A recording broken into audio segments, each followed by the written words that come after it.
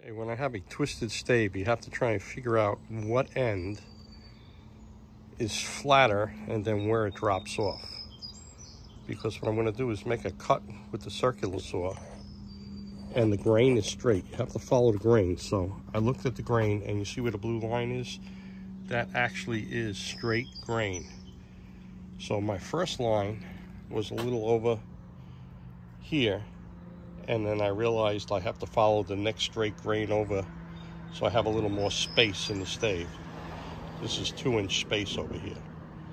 So I'm going to follow it down as best as I can, and then I may have to shift it and turn it flatter and then recut it again. Here's a better picture. You can see how down the end it dropped off, and when I flipped it around, now I have a straight cut to work with. Okay, this stave, the grain is straight, but really twisted. A little corkscrew action here. So it's going to be a chore to straighten out. Okay, today I have a roughed out hickory bow from a stave that was twisted. The grain is straight, just has a slight little twist to it. I got it clamped here, and what I'm going to do is I'm going to heat this up with a heat gun.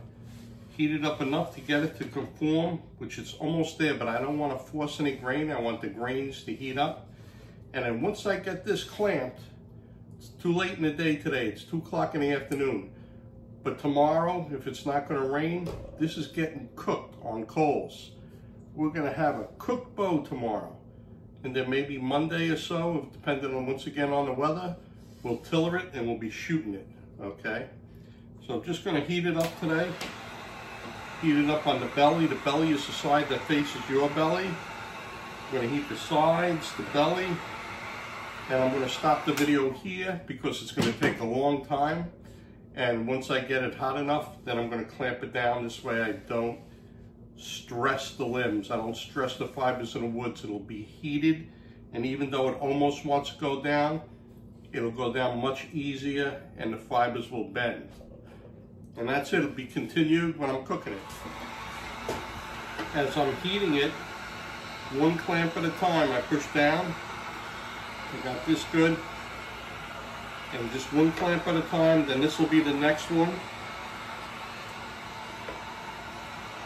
And you got to be patient and take time. If it don't go, you don't want to crack the fibers. You want to heat them and bend them, not heat them and splinter them. Okay, so that's just an update. We got this clamped and this one, and then we're going to put this one. This one I could just about do, but we're going to let it go a little more, okay?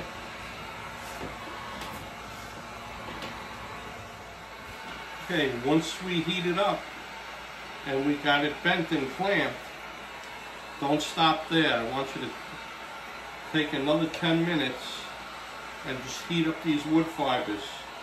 So make sure that all the sections in the middle of the clamps here are heated up and conforming to the shape. What I'm doing is I'm kind of splitting the limb in half. I'm going to do this for 10 minutes. I'm going to do this side for 10 minutes. Then we're going to work on the other end. Okay, this twisted stave with the help us a heat gun and gentle bending and clamping. We have it on a back set jig, and it's going to stay this way until we cook the wood. We're going to cook it over coals tomorrow to fire harden it. It's like the next step beyond heat treating. We're fire hardening. We're changing the structure of the cells. We're making them harder, more waterproof, and we're going to have a shootable bow. This again is a raw hickory stave, raw tree cut down, bark pulled off a few weeks ago, and we shaped it. We took the bend out, and we're going to cook it tomorrow. So, and then probably the following day or the day after, we're going to tiller it, and we'll be shooting this. Right? You can make a bow out of a tree. A couple days later, you'll be shooting it with the fire hardening.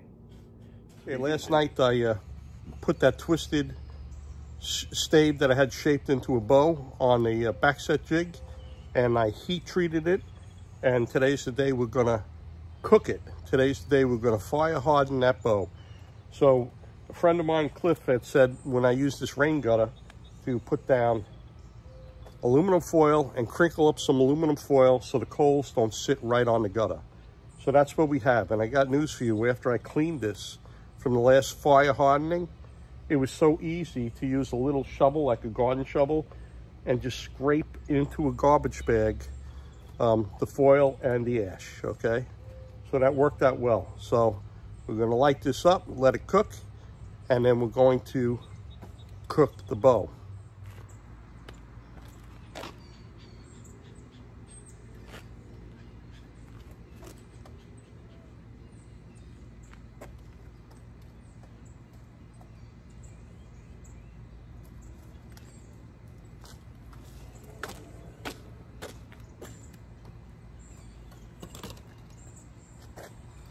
Okay, once it gets going, we'll start cooking. It's another 90-degree hot and humid day today. And this crooked stave that I have shaped into a bow, I heat treated as I bent it and put the clamps on. So we're gonna check the moisture content. So let's see what we got in here. Okay, let's see, hopefully you can see this. Put it back a little bit. Here we go, that should work. Okay, in the handle, we're gonna put this on.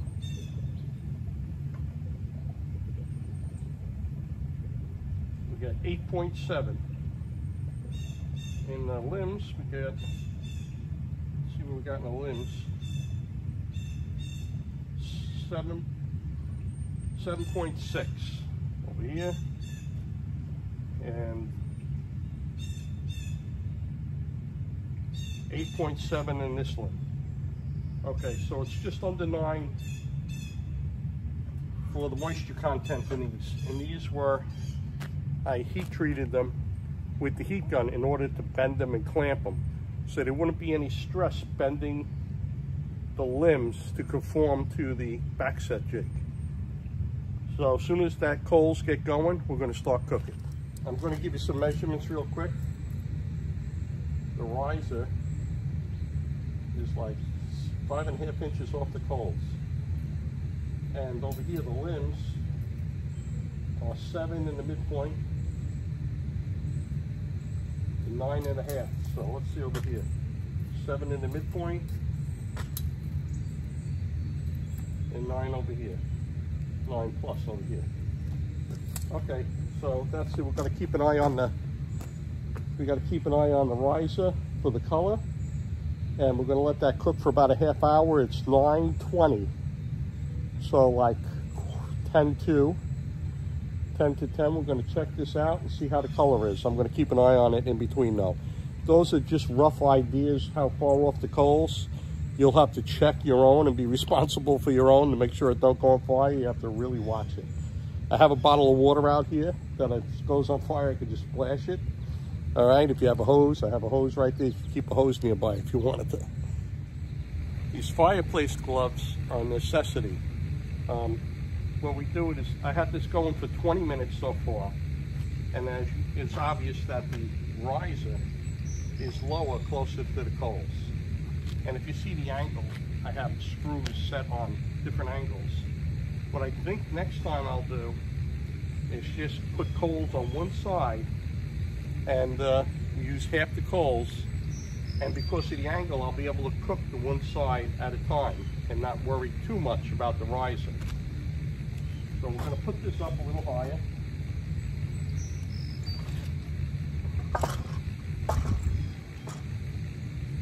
Okay, there's no color change yet at 20 minutes.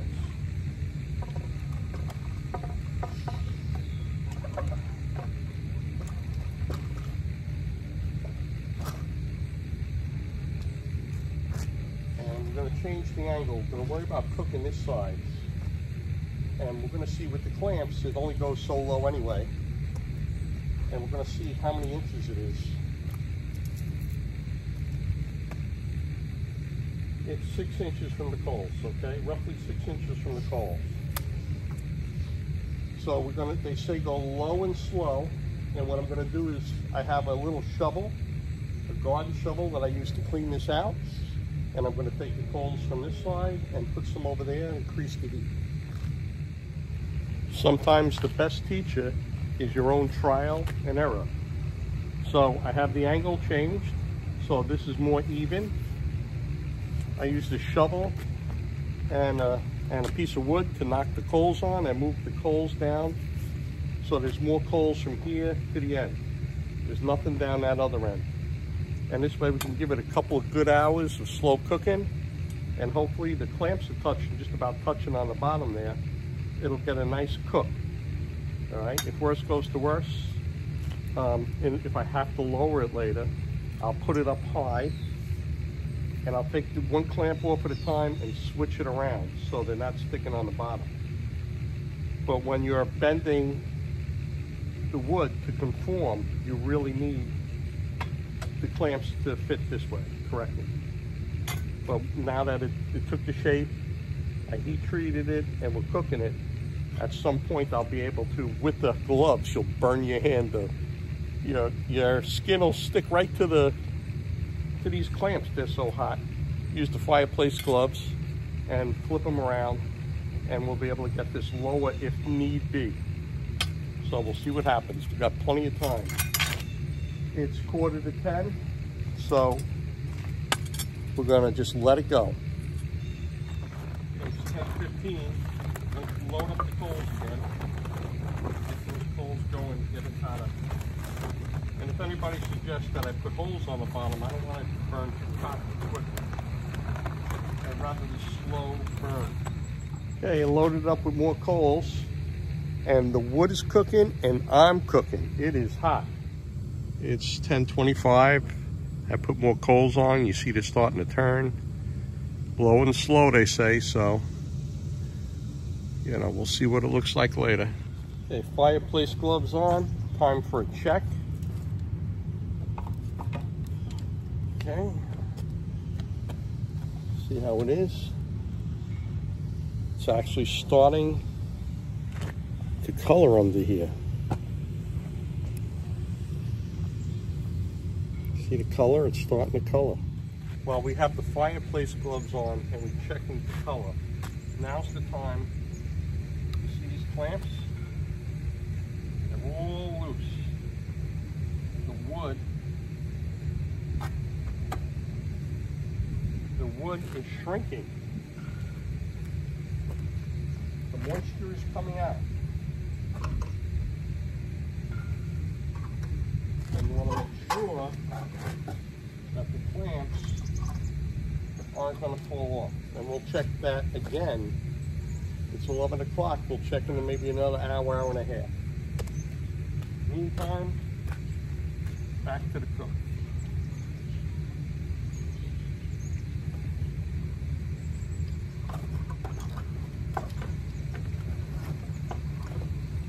Okay, here we go. And just so you know, on these clamps, when you put it in the gutter, these little levers that you have to turn, you could adjust them so they don't catch the edge. Push them in or out with the gloves so it'll sit nice and flush like it is. Okay, remove the big clamp in the middle so this way I can get it down a little lower. And right now we're 6 inches from the coals. 6 inches. I'm going to throw some more charcoals on again. Okay, once again it's 12 o'clock. I'm going to put the coals on and then we'll check in another hour. It really needs to darken up a little bit more. Okay, just for information, that's 1 16-pound bag of coals that I used for that one side. Going in the garage and get another bag out. But this here we got a little lower, 6 inches, and we're going to let it cook and check it again. And what I do is before I put the coals in, I knock the old coals around, make sure there's no ash. I knock them around and then I put new coals on. And when it comes time to do the other side, once this is good, I may start new coals on that side just so there's no ash, just so we're starting fresh on that side. Okay, 1 o'clock. Check this out.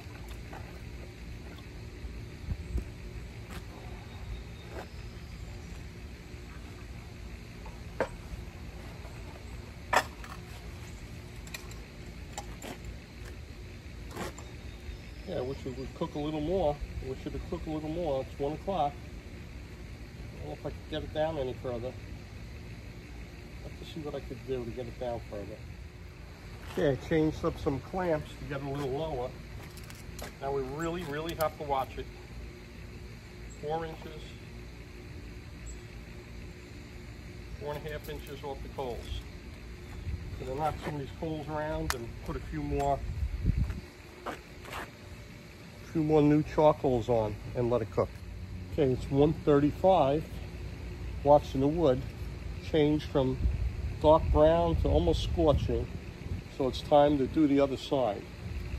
So I think I'm going to do is set up the other side with some new coals. Put some coals in. We have the other side cooking now. And once again, you don't want to scorch the wood. The idea isn't, oh, if I scorch the wood, it's done. You want this to cook for a couple of hours.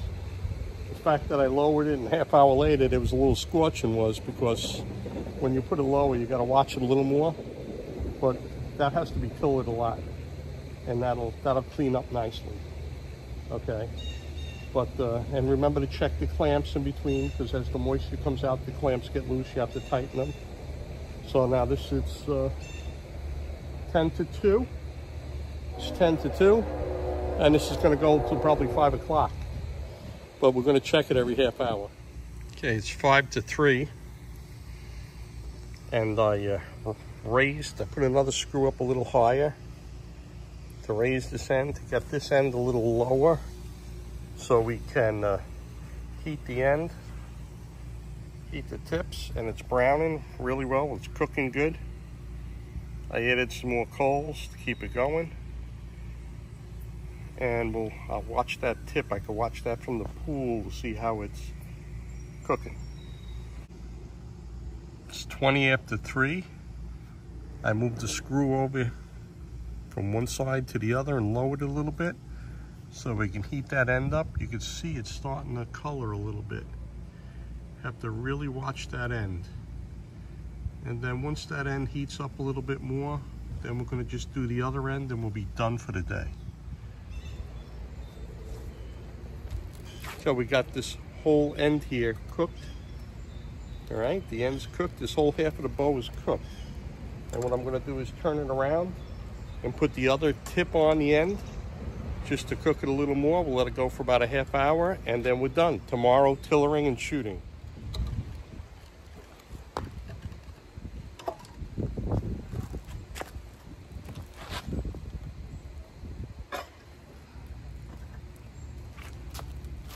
Okay, it's 4:30. Check out the tips. It's done. The whole bow is done. We're finished. Tillering tomorrow. Okay, and just so you know, I don't think I'll be making any more of these heat-treated hickory videos, but I want to get my hands on some other wood, and then we're going to go through the process. I know it's boring to watch me do it again, but with some different wood that I can get from Long Island in the area here. I contacted the 2 tree guys, and I want to see if they have black locust, elm, see what else they can get for me. All right, so if I get some different wood, then I'll make another video, and then you can see how that wood works and shoots. Okay, this fire hardened hickory bow is going to be a little stronger than my last one. It's going to be around 45 pounds. And just to show you what I do with this micro tillering that I learned about from Shannon Outdoors and Beckham Outdoors, is I have a center line in the handle, in the riser. And on this particular one, I looked where the fade out goes, and I went 4.5 inches and 4.5 inches. So I have a line. You see the line down here?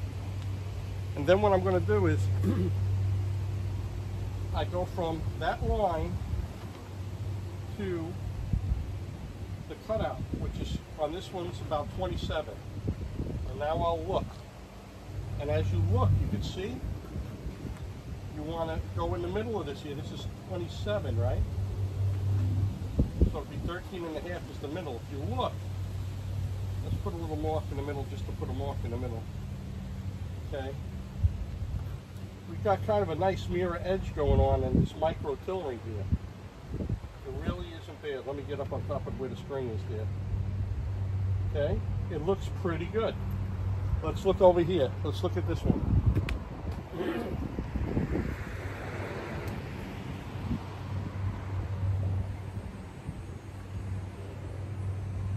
Let's put a mark 13.5 on this one too. Okay. Now let's look at this here and see how this is bending. Okay, we can clearly see there's no bend on this one. Okay, we got to take some material off this limb. We don't, right? I don't even know which one's going to top or the bottom yet. Have an idea. But look, there's no gap. So what we're going to do is work on taking some material off the middle and see if we can get it to bend like this. Okay? All right? You almost stick your pinky in here, and over there there's nothing. All right, so we're going to stop it here, unstring it, work on getting this to flex. Okay, I did mark the top for tillering purposes, and I had drawn a line, and it seems like the line will favor this side, so that is going to be the side for a right-handed shooter to have a shelf. And I marked where I have to take some wood off with pencil, a little here, and a lot here. Okay, so we're going to hit this up.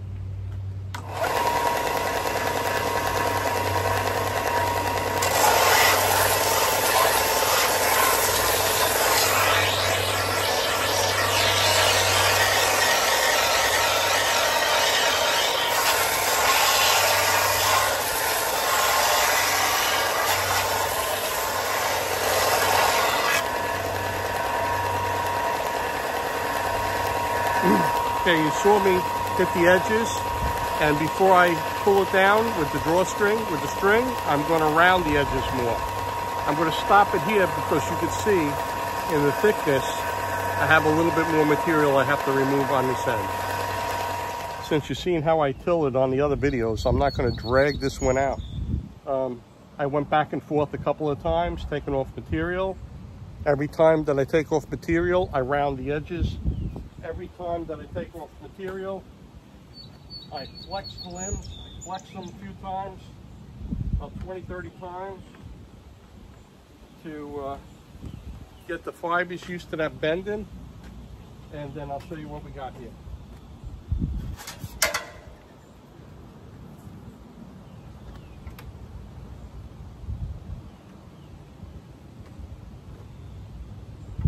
Once again, I have the fade out mark to the end of the knock groove here, and we got a nice bend going on here. You see the nice bend? Here we go over here.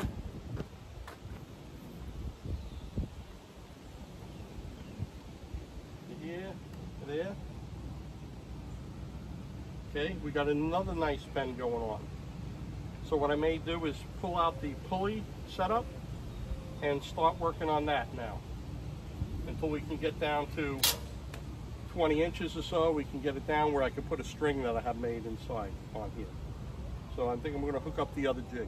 Real quick, fire hardening. Look at that back set. I've been sanding and flexing and tillering, and look at that big back set we got. That's what we want. And like I said, after you're done with the bow and you shoot it, you're shooting that bow, we hope that you don't have that foul string follow, right? You kind of want it either even or coming up a little bit like that, okay? That's the whole idea. This was a green stave that we shaped, hardened with tillering, and we're going to shoot it probably the next day or so because we got rain coming, so I won't get a chance to cut the shelf and stuff in today. But we're going to get a tiller today, all right? Okay, so now I have it on this, with the scale on the pulleys, and let's exercise the limbs a little.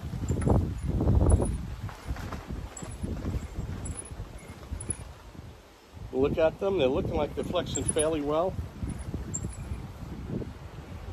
Okay, we're up to 43 pounds at 10 inches. Okay, we don't want to go over the 45 pounds, so what I'm going to do is reduce a little bit of the weight. Okay, I removed some material and rounded the edges. Let's see what we have at 10 inches now. I'm going to flex the limbs a little bit. We got 37.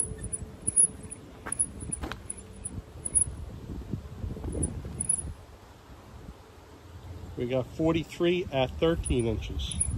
And let's look at these limbs, how they're bending. They're bending pretty good, right?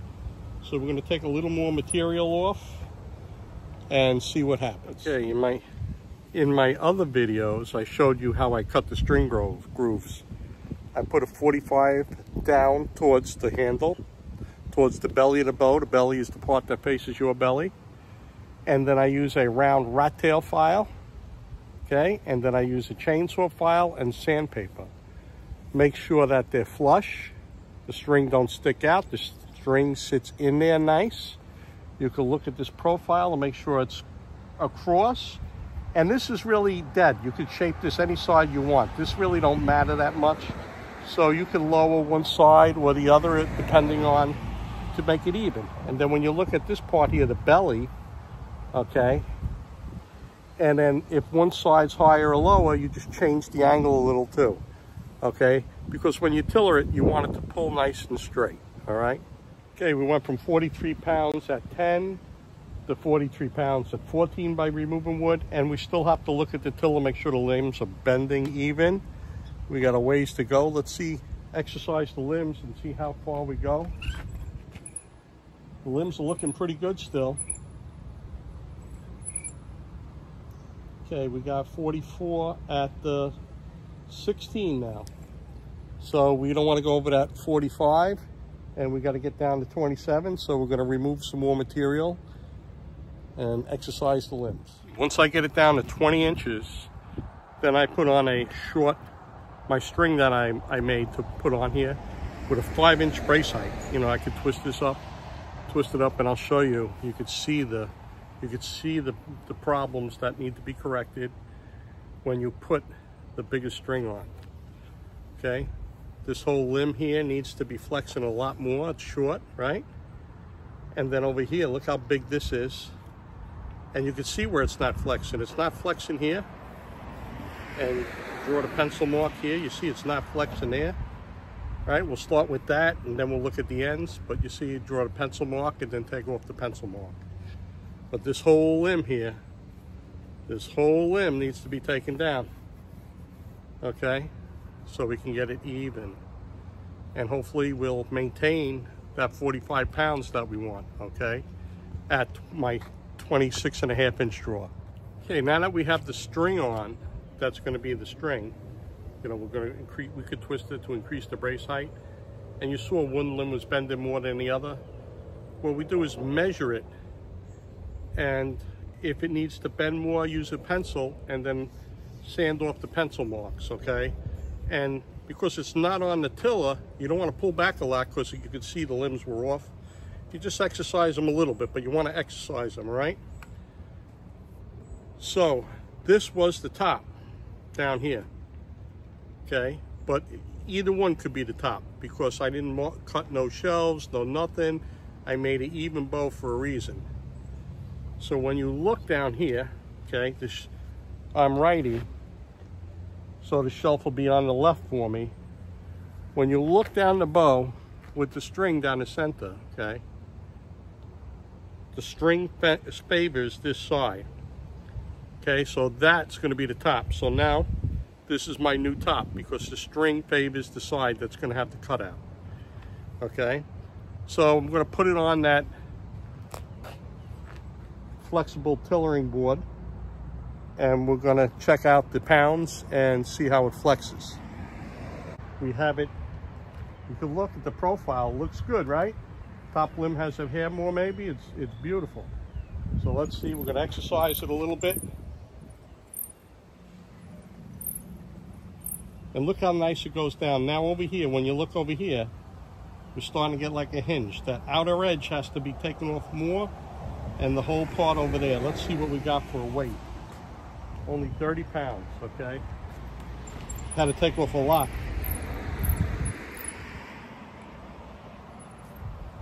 Okay, so I'm not going to get that 40 pounds I want. This is going to have to be a 3D bow. 3D bow.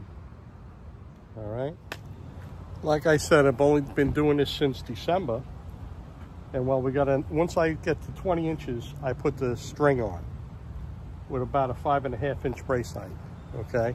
I got a 6-inch brace height now, and I got it tilled nice and even. Okay, and the problem is, once I put the string on, I started to even out the limbs, and I got possessed with being perfect with the measurements and the flexing and everything. So now I have a really lightweight bow, and I got a couple of options here. I only have a 26.5-inch draw. Okay. I have a 26.5-inch draw. Next time I tiller a bow, you know how they say, oh, you don't want to pull more than the weight of the bow? Guess what? Next one I do, I'm going to make sure, if I want like a 45-pound bow, I'm going to make sure I keep it like under 50, all right? I don't think it's going to hurt the fibers.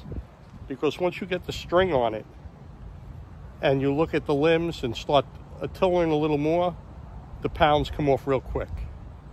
And I didn't leave myself enough wiggle room for a higher pound bow. Okay, so maybe I was afraid of stressing out the limbs. I should have went a little further. I don't know, but this pulls like butter. It pulls like butter. And it's at 27 pounds. Since it's 64 inches, string groove to string groove, and I have such a short draw, I'm going to cut it shorter. Okay, it may stack a little, but I need more pounds. So I'm going to cut the limbs shorter. I'm going to try like 1.5 inches on each side, and then cut some grooves in and see what we got. So I don't know how it happened, but you saw me meticulously shaping the limbs, getting them to flex even. And when I kept the short string. When I got to like 20 inches, I put a string on it. And once I put the string on, that bottom limb was bending a lot more. So I had to take weight off the other limb and then back and forth and, you know, trying to make it perfect. And the next thing you know, I pull it back and I go, that's really easy. What happened to the 45 pounds? The 45-pound bow, by the time I got playing, worrying about the tiller, wound up being like 30 pounds. I can't even fathom how that happened, how the weight dropped so quickly going back and forth, you know, but I was so intent on making it even. So what I did was, it was 64 inches, and I got a 26.5-inch draw. Okay, it was, so I cut it now. Now it's a 62-inch bow, and I got a 35-pound bow. So it was a little better. I increased the pounds a little bit. It's 35-pound bow, you know. And we're gonna shape it, cut a shelf in it, you know, and either it'll be a 3D bow for me or maybe somebody else will get it. We'll see. But luckily I have more wood. I got more wood. I'm still gonna shoot for that 45-pound bow. And a couple of things that I'm gonna try and do is I'm gonna try and get the string on a little quicker. And you know how everybody says, oh, don't go over, like if you want 45, don't go over because you'll compress the fibers, blah, blah, blah, blah. Well, I'm gonna make sure it's like, you know, 50 pounds is gonna be the goal. I'm gonna go for the 50 pound and see what happens, you know what I mean? And a little less, I don't think it's gonna matter, you know what I mean? But I'm gonna go for a 50-pound bow if I'm on a 45-pound result. That's all. I don't even know what to say. All right, it is what it is. I'm gonna fix this here. Maybe I'll do a little shooting with it. Maybe tomorrow. Looks like rain. So I got my little 35-pound bow, not my 45-pound bow. I shaped the handle.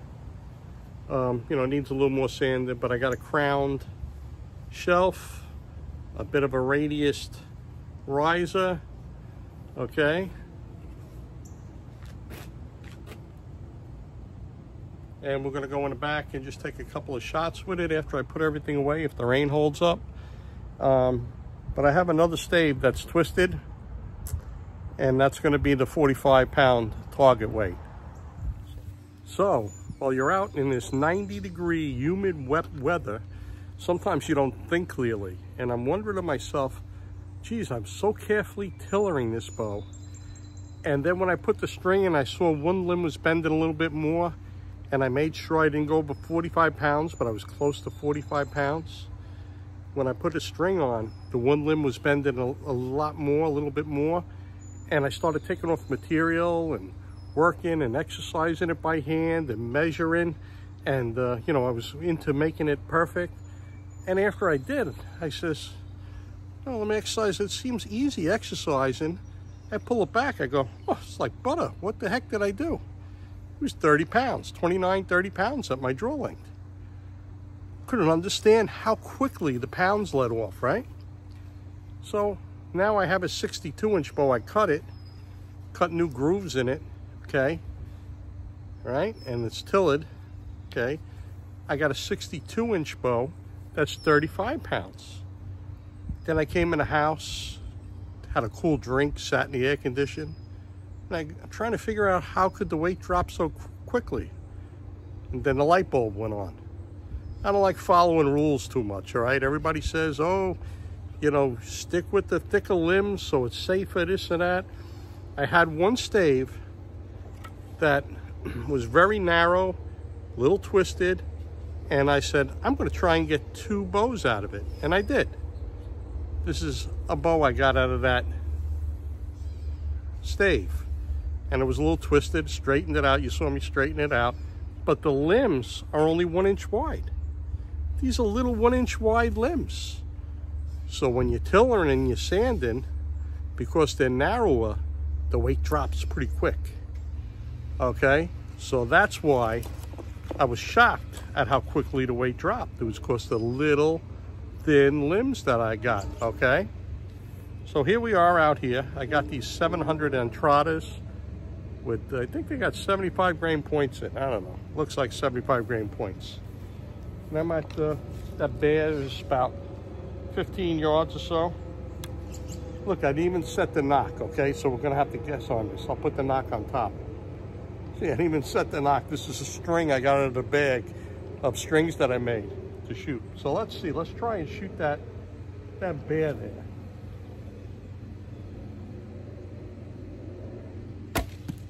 Look at that, right there, man, right there, 35 pounds, right there.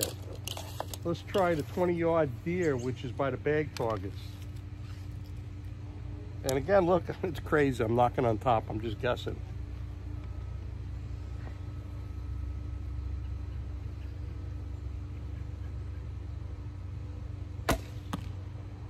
Unbelievable, right there. It's crazy good. This really is crazy, shooting crazy good. Okay, with the little thin limbs, I guess it's pretty fast. All right, let's try the deer at 25 yards back there with the backstop on the right. It's unbelievable how well this is shooting.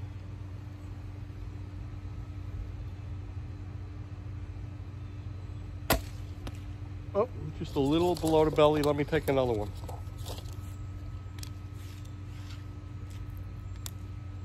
That was kind of me, because the knock was sliding up. Oh, that's why the knock slid up. Okay, wasn't me, that was the knock sliding.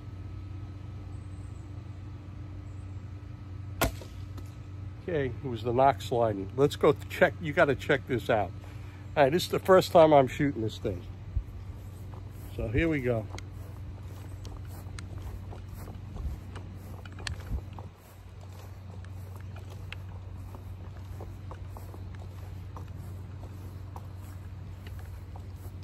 Look at the bear.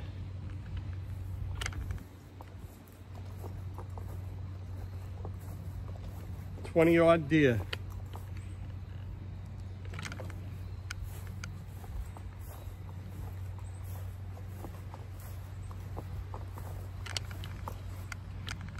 $25-yard deer. That, don't pay attention to that. That was because the arrow was sliding up on a knock. So anyway, you know, experimenting, you know, it's a hobby. Been doing this since December. Okay, the thin 1-inch limbs, even though, you know, they could break apart, they say, whatever, that's fire hardened bow. This was a green tree. I shaped it, I fire hardened it, and look how well it's shooting. Even at 35 pounds, it's shooting incredible, right? I have a crowned shelf.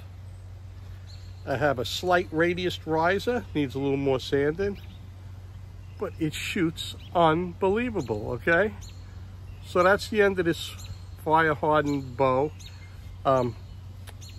Jack Monte's friends stopped by the house. They have a tree service, friends of his, and they're gonna get me some white Long Island woods. When they're cutting trees, they're gonna keep me in mind. So, you know, I was gonna make another video, and I'm kind of done making videos with this hickory, other than Jack is making one with just the hand tools. You know, draw knives, chisels, all that stuff. I'm gonna make a video of Jack making his hickory bow with the hand tools, okay? And when we get different woods of Long Island, from Long Island, I'm gonna make fire hardened bows. They would be living trees. We're gonna split the staves and we're gonna make bows, okay? There's all kinds of wood on Long Island that we could use. All right, I'm looking forward to trying some elm too. So that's it, that's the end of this video. Every morning you wake up is a good morning. Watch my other videos on Bare Bow Joe. And remember, from my mistakes, you know, you learn by my mistakes. Because the limbs were so narrow, as you're taking down material, the weight drops faster than normally would. Okay, and that's why I have a 35-pound bow, but you see how well it shoots.